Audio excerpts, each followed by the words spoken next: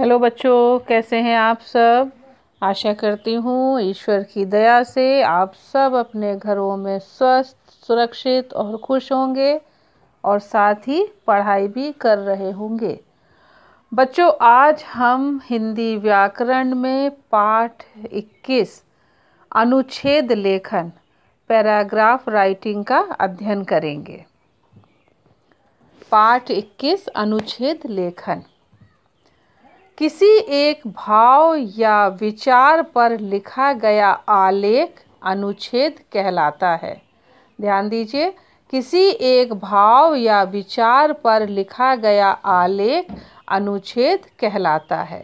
हम कह सकते हैं कि अनुच्छेद लेखन किसे कहते हैं, तो आप बता सकते हैं कि किसी एक भाव या विचार को व्यक्त करने के लिए लिखे गए लघु वाक्य समूह को अनुच्छेद लेखन कहते हैं। लघु वाक्य समूह को अनुच्छेद लेखन कहते हैं। अब बात उठती है कि अनुच्छेद लिखते समय किन बातों का ध्यान रखना चाहिए। तो सबसे पहले अनुच्छेद लिखते समय हमें ध्यान रखना चाहिए कि अनुच्छेद लेखन एक ही अनुच्छेद में किया जाता है। निबंध की तरह अलग अलग अनुच्छेद नहीं बनाए जाते। पहली चीज, अनुच्छेद लेखन एक ही अनुच्छेद में किया जाता है। निबंध की तरह अलग अलग अनुच्छेद नहीं बनाए जाते। दूसरी चीज, दिए गए विषय पर मन में विचार करते हुए सुंदर पंक्तियों को सोचिए या सुंदर पंक्तियां सोचिए। तीसरी चीज, विचारों को क्रम से लिखिए। जो भी विचार आ रहे हैं उनको क्रम से हमें लिखना है, क्रमानुसार लिखना है।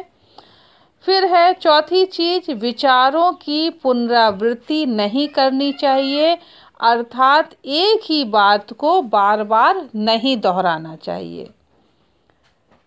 छठवीं चीज है, वाक्य छोटे छोटे होना चाहिए। सातवीं चीज है, सरल शब्दों का प्रयोग करना चाहिए। और आठवीं जो खास चीज है, जरूरत के अनुसार मुहावरों का प्रयोग भी करना चाहिए। तो एक बार आप फिर से ध्यान से सुन लें कि अनुच्छेद लिखते समय हमें किन बातों का ध्यान रखना है। तो अनुच्छेद लेखन एक ही अनुच्छेद में किया जाना चाहिए बच्चों। निबंध की तरह अलग अलग अनुच्छेद नहीं बनाए जाते हैं इसमें, पैराग्राफ राइटिंग में। और उसके बाद दिए गए विषय पर, जो भी टॉपिक दिया गया है उस विषय पर मन में विचार करते हुए सुंदर पंक्तियां सोचिए। जो भी आपका टॉपिक है, जो भी विषय है, उस विषय पर क्या करिए, अपने मन में विचार करते हुए उसके लिए सुंदर पंक्तियां सोचिए। और जो विचार आपके आ रहे हैं मन में, उन विचारों को क्रम से लिखिए, क्रमानुसार लिखिए, ऊपर नीचे नहीं, क्रम से उन विचारों को लिखिए जो भी आपका टॉपिक है, विषय है। और जो भी विचार आपके मन में आए हैं उन विचारों की पुनरावृत्ति नहीं करनी है। पुनरावृत्ति मतलब कि बार बार वो एक ही बात को आपको दोहराना नहीं है, एक ही बात को बार बार नहीं दोहराना चाहिए। और साथ ही साथ जो वाक्य हैं वो छोटे छोटे होने चाहिए और सरल शब्दों का प्रयोग करना चाहिए। यानी जो हमारी भाषा हो वो सरल और स्पष्ट होनी चाहिए। और इसको और ही ज़्यादा सुंदर और प्रभावशाली बनाने के लिए, अपने अनुच्छेद को सुंदर और प्रभावशाली बनाने के लिए हम इसमें ज़रूरत के अनुसार मुहावरों का प्रयोग भी कर लेना चाहिए। मुहावरों के प्रयोग से बच्चों आप जानते हैं कि भाषा बहुत ही सुंदर और प्रभावशाली बनती है। मैं आपके सामने एक छोटा सा अनुच्छेद पढ़ने जा रही हूँ, ध्यान से सुनिएगा। जब मैंने एक सपना देखा, टॉपिक है हमारा, जो विषय है, जब मैंने एक सपना देखा। तो अब उस सपने को आपको जब लिखना है, एक अनुच्छेद के रूप में आपको लिखना है, एक पैराग्राफ राइटिंग में आपको लिखना है, तो आप कैसे लिखेंगे। रात का खाना खाकर मेरा पूरा परिवार सैर करने गया। थोड़ी देर बाद जब हम लौटे तो सभी को बहुत तेज नींद आने लगी। मैं अपने कमरे में जाकर सो गया। तभी मुझे सपना आया कि मैं साइकिल चला रहा हूँ। अचानक मेरी साइकिल मुझसे बातें करने लगी। मैं हैरान हुआ। मैं जो भी मन में सोचता मेरी साइकिल उसका जवाब अपने आप दे देती।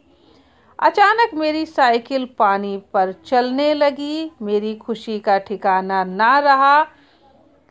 मैं खुशी से नाचने लगा, तभी धड़ाम की आवाज़ आई। मेरी आँख खुली तो स्वयं को बिस्तर से नीचे ज़मीन पर पाकर हंसने लगा। तो बच्चों, आपने देखा, एक छोटा सा अनुच्छेद है जब मैंने सपना देखा। हम एक और अनुच्छेद देख लेते हैं। राष्ट्रीय फूल। भारत का राष्ट्रीय फूल कमल है। कमल का फूल कई रंगों का होता है, जैसे सफ़ेद, नीला, गुलाबी आदि। कमल के फूल की यह विशेषता है कि यह कीचड़ में पैदा होता है, फिर भी अपनी सुंदरता बनाए रखता है। कमल का फूल माँ लक्ष्मी को भी चढ़ाया जाता है। कमल के फूल के नीचे बड़े बड़े पत्ते होते हैं। कमल का फूल हमें संदेश देता है कि आपके आसपास चाहे जैसा भी वातावरण हो या परिस्थिति हो, आप अपनी अच्छाई को खोने ना दें। तो देखा बच्चों, आपने एक छोटा सा अनुच्छेद। हम एक अनुच्छेद और देखेंगे।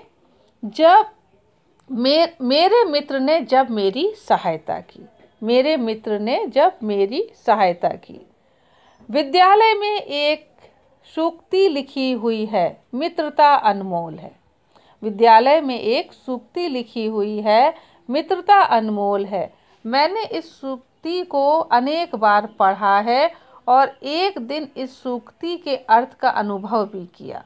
मुझे याद है कि खेल प्रतियोगिता में मेरे जूते फट गए थे और मैं उदास होकर बैठ गया था। मेरे आंसू निकल आए थे। तभी मेरे मित्र दीपक ने मुझे अपने जूते दिए और उन्हें पहनकर मैं दौड़ प्रतियोगिता में प्रथम आया था। दीपक और मैं बहुत खुश थे। घर जाकर जब यह घटना मैंने अपने माता पिता को सुनाई तो उन्होंने कहा, सच में मित्रता अनमोल है। तो बच्चों, आपने देखा अनुच्छेद लेखन कि अनुच्छेद कैसे लिखा जाता है। मैंने आपके सामने 3 अनुच्छेद पढ़ के सुनाए। जब मैंने एक सपना देखा, राष्ट्रीय फूल और मेरे मित्र ने जब मेरी सहायता की। तो बच्चों, फिर से ध्यान दे लीजिए कि किसी एक भाव या विचार पर लिखा गया आलेख अनुच्छेद कहलाता है, या हम कह सकते हैं कि किसी एक भाव या विचार को व्यक्त करने के लिए लिखे गए लघु लघु मतलब छोटे लघु वाक्य समूह को अनुच्छेद लेखन कहते हैं।